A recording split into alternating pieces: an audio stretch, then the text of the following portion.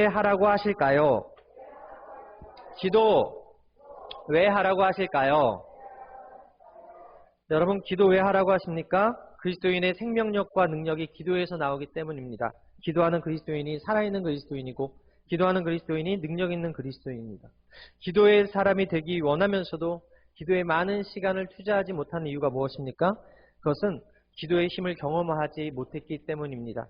기도를 통해서 문제를 해결받고 기도를 통해서 질병을 고침받고 기도를 통해서 시련과 역경을 이겨내는 경험을 해본 사람만이 기도의 자리가 얼마나 소중한지 알고 기도의 참맛을 알고 기도의 사람으로 성장하고 성숙할 수 있습니다.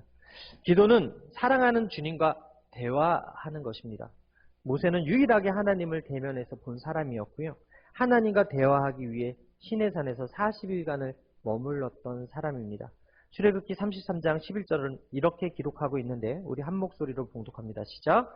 사람이 자기의 친구와 이야기함과 같이 야훼께서는 모세와 대면하여 말씀하시며 모세는 진으로 돌아오나 눈의 아들 젊은 수종자 여호수아는 회막에서 떠나지 아니하니라.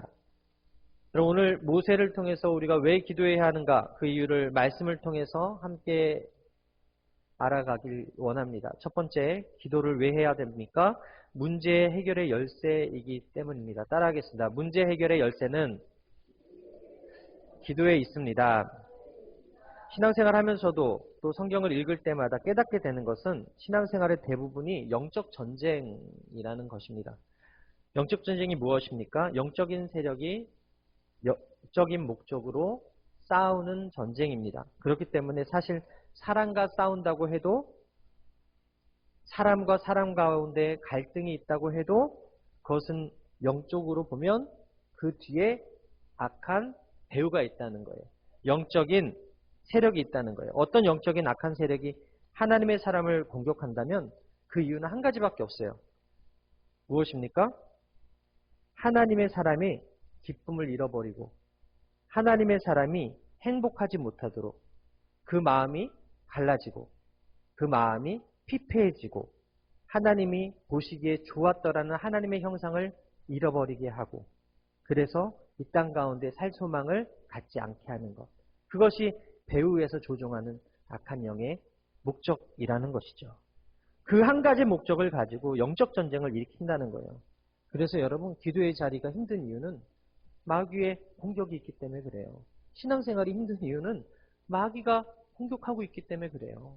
예배드리는 이 자리에 많이 못 나오는 이유는 전도해야 되는데 전도하면 그 사람이 받아들이지 않는 그 이유도 다 그 뒤에 영적인 세력이 있기 때문이라는 것입니다. 이 영적 전쟁은 마귀에 의해 조종받는 세력이 하나님의 사람을 공격하는 것이거든요. 이 영적인 공격이 다가올 때 하나님의 사람이 할 수 있는 게 무엇이겠어요? 딱 한 가지밖에 없더라고요. 기도라는 거예요. 하나님께 기도하는 거예요. 여러분, 다른 것을 할 수 있었으면 영적 전쟁이 아니고 다른 것을 할 수 있으면 쉬운 전쟁일 터인데 영적 전쟁이 힘든 이유는 기도밖에 다른 방법이 없기 때문에 힘든 거예요. 기도밖에 해결할 수단이 없기 때문에 힘든 거예요. 우리가 유일하게 할 수 있는 것은 기도하는 것입니다. 오늘 본문에서 이스라엘 백성들이 문제를 만났습니다. 무슨 문제입니까? 아말렉이 쳐들어왔어요. 오늘 본문에 보게 되면 아말렉이 쳐들어온 이유는 두 가지로 보게 되는데 첫째, 그들이 두려웠어요. 왜? 르비딤이라는 골짜기는요, 오아시스가 지리적으로 있었던 장소인데 수만 명의 이스라엘 백성들이 그 오아시스의 물을 마셔버리면 본인들이 그것을 지켜야 된다라는 그 두려움이 있었어요. 압박감이 있었어요. 그 오아시스를 빼앗길까 봐 두려워서 공격을 한 것입니다. 또 하나, 아말렉이 이스라엘을 공격한 이유는 욕심 때문에 그래요. 아말렉 민족은 유목민족이었고 강도민족이었습니다. 그들의 주업은 목축업이었고 부업은 약탈이었는데 늘 그렇게 살았기 때문에 죄책감이 없었고 양심도 없었고 다른 이들의 물건을 훔치고 빼앗는 것이 그들의 일상이었습니다. 이들은 이스라엘에 공격한 이유를 여인과 아이들을 잡아서 노예로 팔아먹기 위함이었다라고 성경이 기록하는데 신명기 25장 17절 이하에 너희는 애굽에서 나오는 길에 아말렉이 내게 행한 일을 기억하라. 곧 그들이 너를 길에서 만나 피곤할 때 내 뒤에서 떨어진 약한 자들을 쳤고 하나님을 두려워하지 아니하였느니라. 여러분 이들이요 이스라엘이 무리바 사건 어떤 무리예요? 반석에서 물이 나는 그 사건이 있은 후에 영적으로 무너져 있을 때 이스라엘을 공격했어요. 어디가 약한지 어떤 문제가 있는지 알고서 무리에서 뒤처져서 떨어진 약한 자들을 공격했다고 기록합니다. 그러한 이유로 하나님은 그들을 매우 매우 싫어하셨고 그들에게 하나님이 엄청난 분노를 느끼셨어요. 그래서 후에 초대 왕이었던 사울에게 아말렉을 이 땅에서 다 진멸하라고 명령을 하거든요. 사무엘상 15장 18절에 보게 되면 또 야훼께서 왕을 길로 보내시며 이르시되 가서 죄인 아말렉 사람을 진멸하되 다 없어지기까지 하라라고 기록이 돼 있어요. 이를 진멸법, 히브리어로는 헤레법이라고 하는데 얼핏 보면 사랑의 하나님과 어울리지 않는 명령이에요.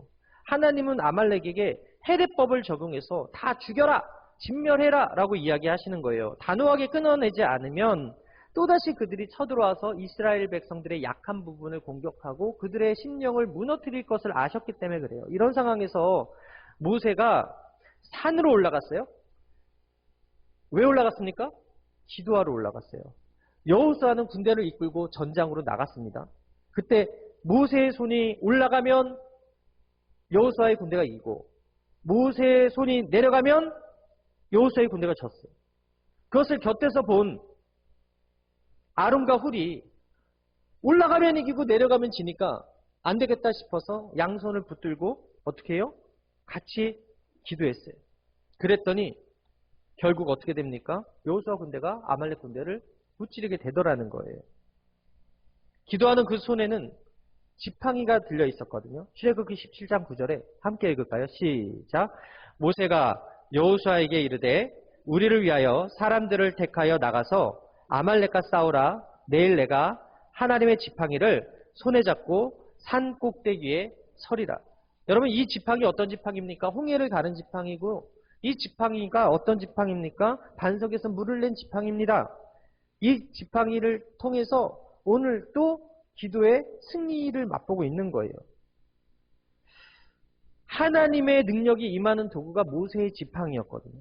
그 지팡이를 들고 기도하면 전쟁에서 승리하고 그 지팡이가 내려가면 전쟁에서 패했다. 그런데 그 지팡이 모세에게만 주신 것이 아니라 오늘을 사는 영적 전쟁 가운데 있는 우리에게도 하나님께서 주셨는데 그것이 무엇입니까? 바로 예수 그리스도의 이름이라는 거예요.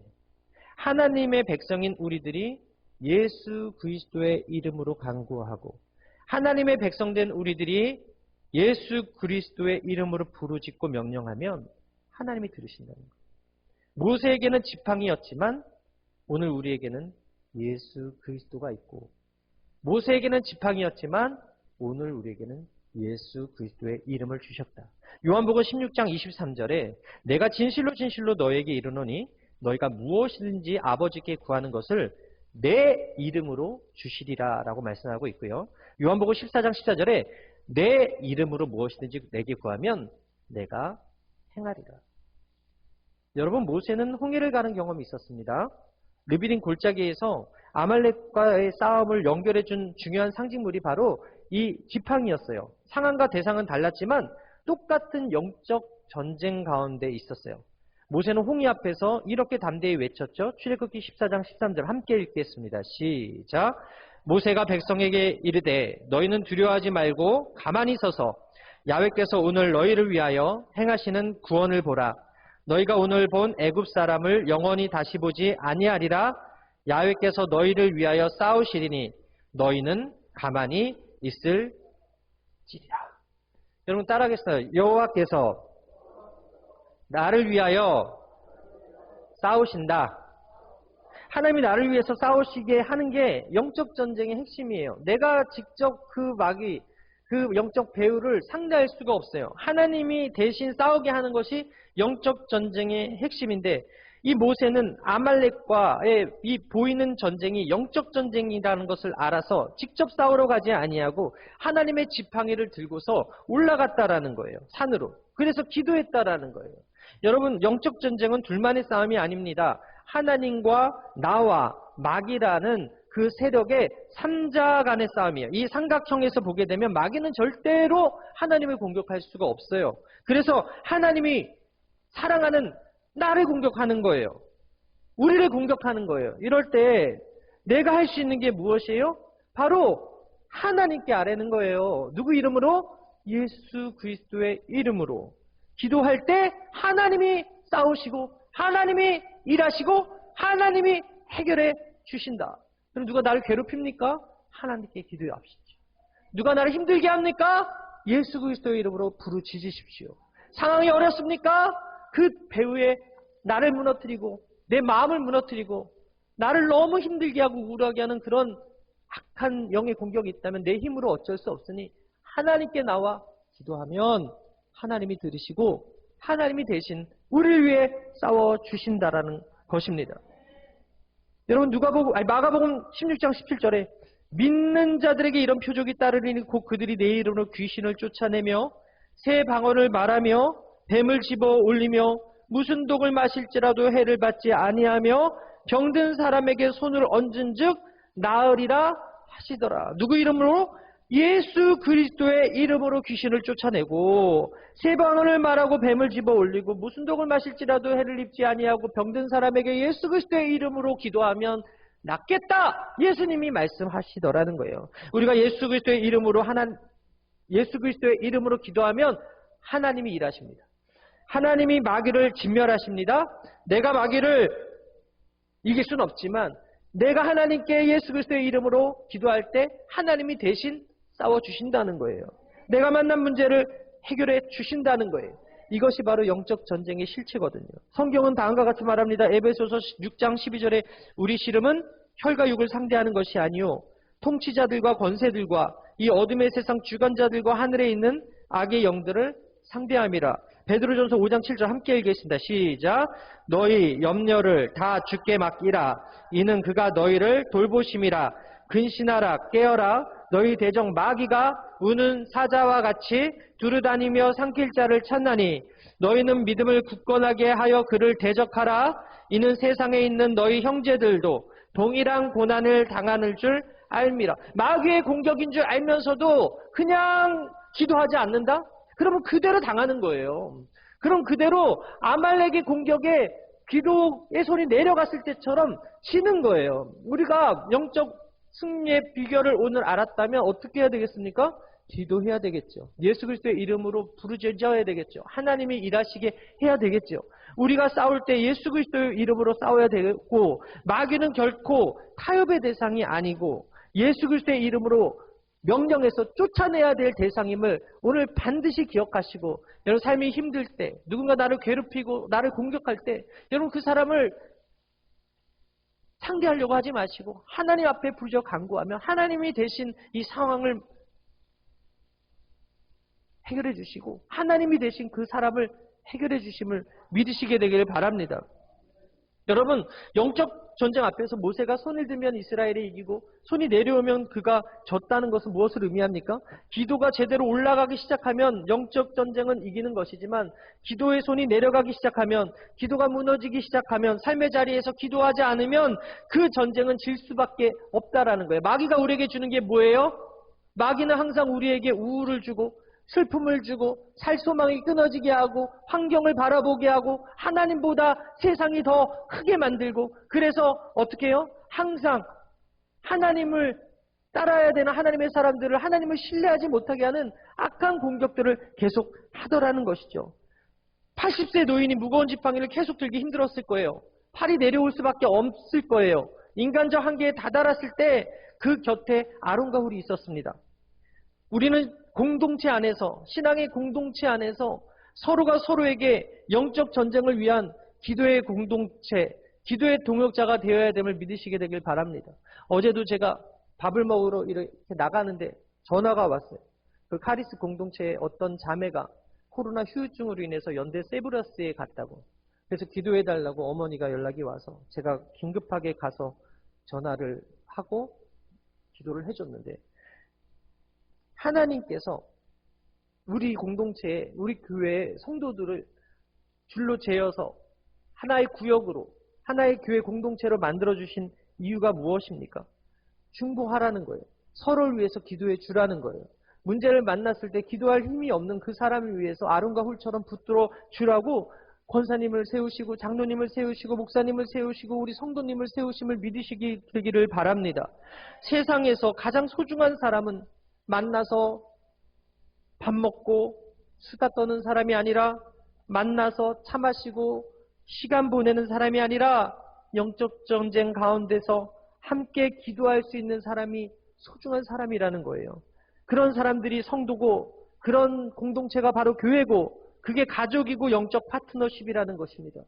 아론과 훌이 모세의 손을 잡아주었듯이 우리에게도 기도를 돕는 믿음의 동역자가 있어야 돼요. 그래서 우리가 서로가 서로에게 중요해요. 문제를 만났을 때 중보할 수 있는 공동체에 속해 있는 것이 축복입니다.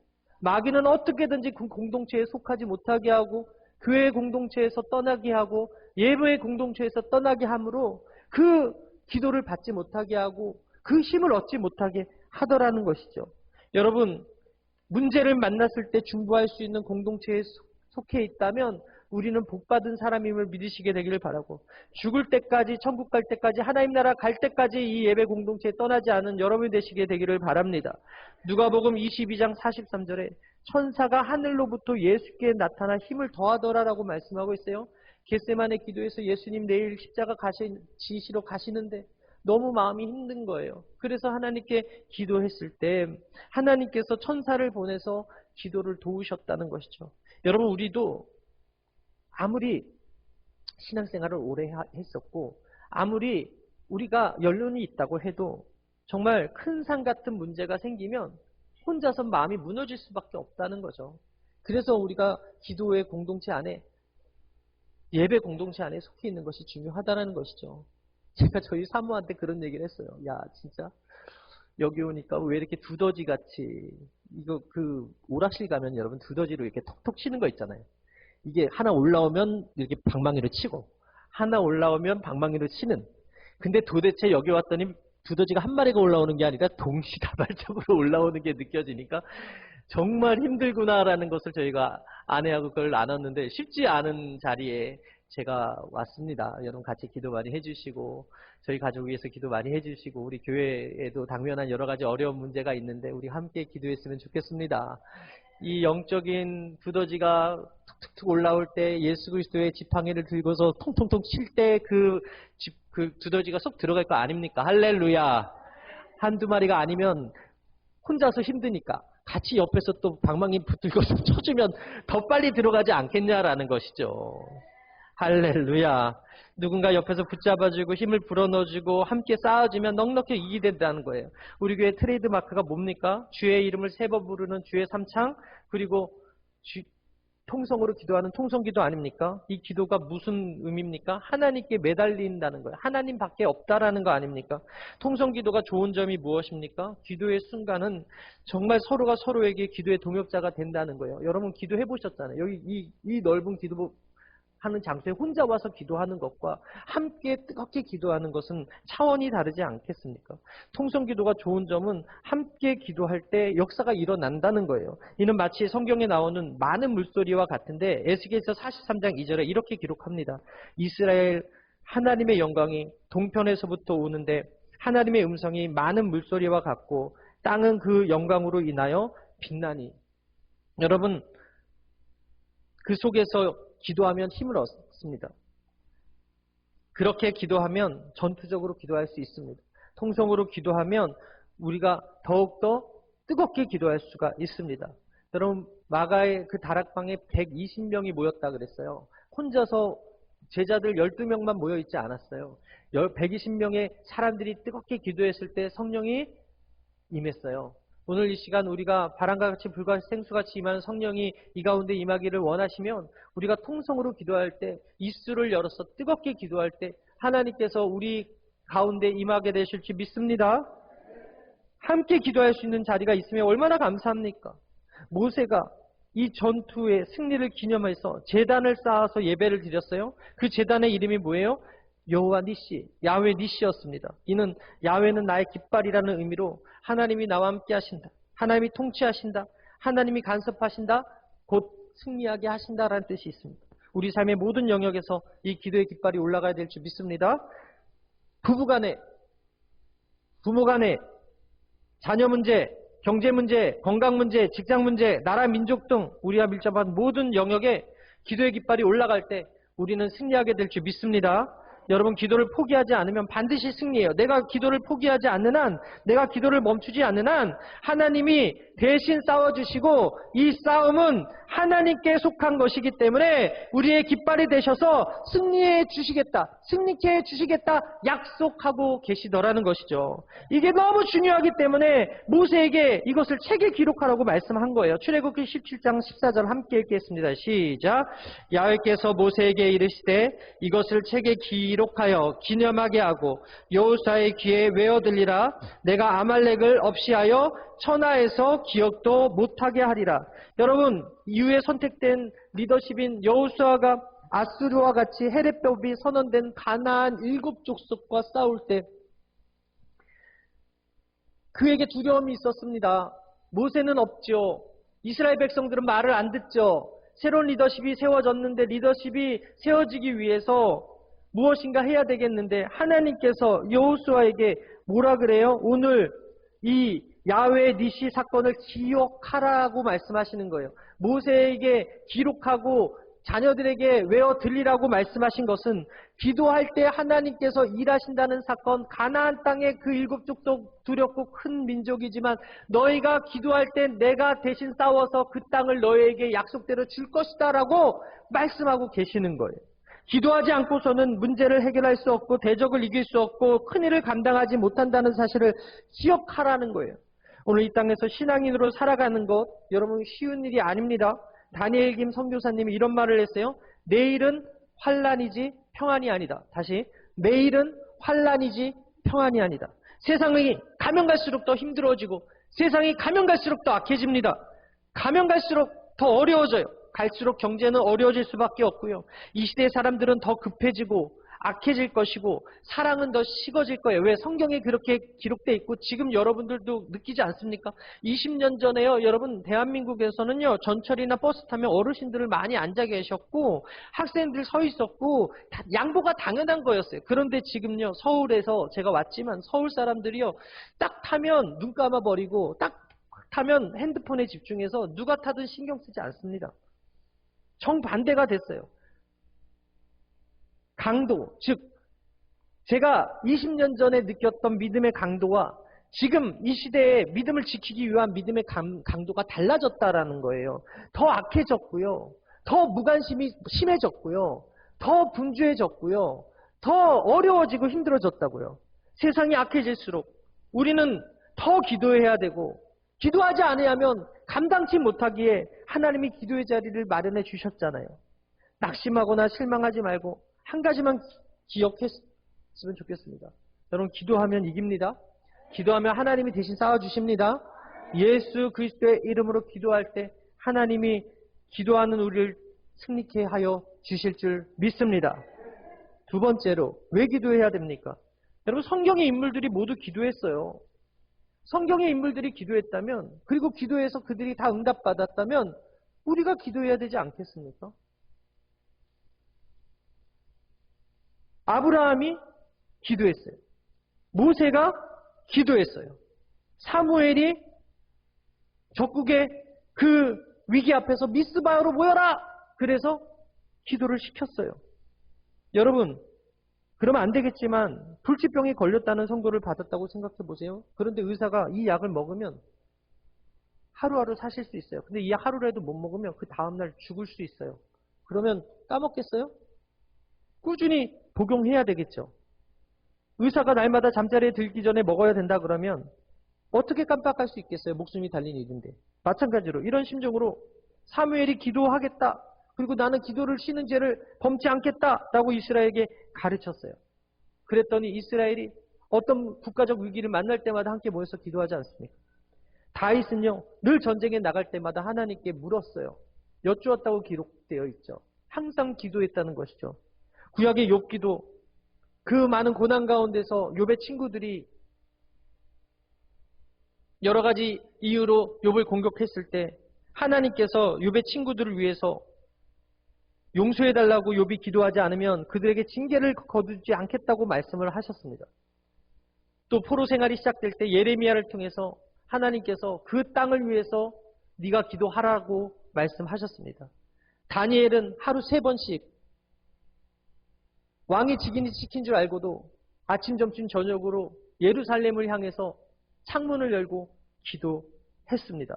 예루살렘 성벽을 재건했을 때 느헤미야는 중요한 고비마다 며칠씩 기도하면서 리더십을 발휘하고 성벽을 재건했고요.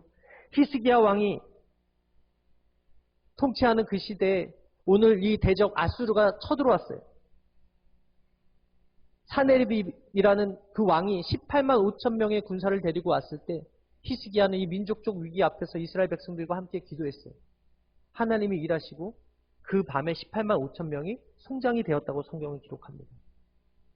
이사야 선지자가 그에게 너는 죽을 것이라 하나님의 말을 대언하러 왔을 때 그가 벽에 자신의 낯을 향하고 간절히 기도했을 때 이사야가 그 성전에 빠져나가기 도전에 하나님의 음성이 들려서 그 기도가 응답되지 않습니까? 15년이라는 생명이 연장되지 않습니까?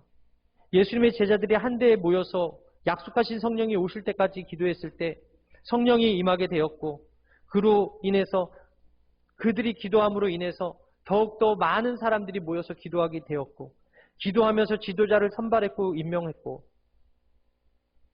성경에 기록된 믿음의 선지들 모두가 기도했다면 우리가 깨어 기도해야 될지 믿습니다.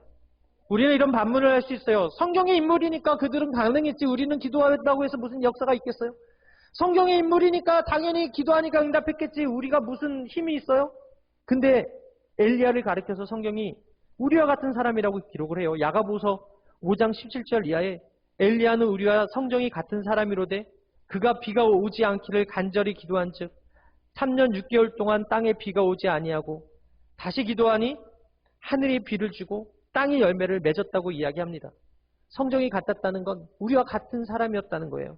여러분 어떤 특별한 사람만 기도하는 것이 아닙니다. 우리도 기도할 때 특별해질 수 있어요. 기도는 너무나 엄청난 것이기 때문에 성경을 어디 피든지 간에 기도하는 사람을 만날 수 있고 기도의 응답들을 찾아볼 수 있고 기도하는 사람을 통해 역사하신 하나님을 만날 수 있어요. 하나님이 계신 자리마다 어김없이 기도의 사람이 있었다. 저는 바라기는 여러분들이 기도함으로 여러분들의 삶의 자리에서 하나님이 일하심이 보여지게 되기를 바랍니다. 여러분들이 기도함으로 그곳에 하나님의 역사가 나타나게 되기를 바랍니다. 오늘 이 자리에서 기도함으로 성령의 사람들과 같이 성경에 기록된 사람들의 그 사역과 그 능력과 그 역사가 여러분들에게 임하게 되기를 주님의 이름으로 축원합니다. 세 번째로 왜 기도해야 됩니까? 예수님이 기도하셨기 때문에 그래요. 기도의 모범을 보여주시자 제자들이 말했어요. 예수님 저희도 세례 요한도 기도를 다 가르쳐줬다고 하는데 우리에게도 기도를 가르쳐주세요. 그랬을 때 예수님께서 가르쳐주신 게 주기도문이었어요. 여러분 기도하시면서 예수님은 눈물로 밤을 새우시고 제자를 뽑으시고 가시는 곳마다 하천국 복음을 가르치고 병을 고치시고 사람을 온전케 하는 사역을 하실 때마다 그냥 하신 것이 아니라 성령에 이끌려 기도의 자리에 가서 기도하시면서 사역하시더라는 거예요.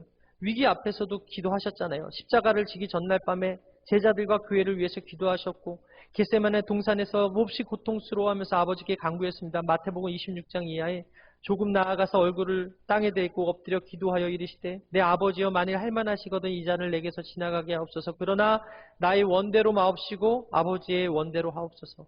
그러면서 십자가를 지지 않으셨습니까? 기도하면서 숨을 거두셨는데 누가복음 23장 46절에 예수께서 큰 소리로 불러 이르시되 아버지 내 영혼을 아버지 손에 부탁하나이다 하고 이 말씀을 하신 후에 순진이라. 우리가 믿는 예수님이 기도하셨다면 우리도 기도해야 되지 않겠습니까? 예수님이 사역이 대부분 기도하면서 시작하셨다면 우리도 기도해야 되지 않겠습니까? 완벽하시고 완전하셨던 분이 기도하셨다면 불완전하고 약한 우리도 기도해야 되지 않겠습니까? 마지막으로 왜 기도해야 됩니까? 지금도 기도하는 사람을 통해 하나님이 역사하시기 때문에 그래요. 마가복음 9장 29절 마지막으로 함께 읽겠습니다. 시작. 이르시되 기도 외에는 다른 것으로는 이런 종류가 나갈 수 없느니라 하시니라.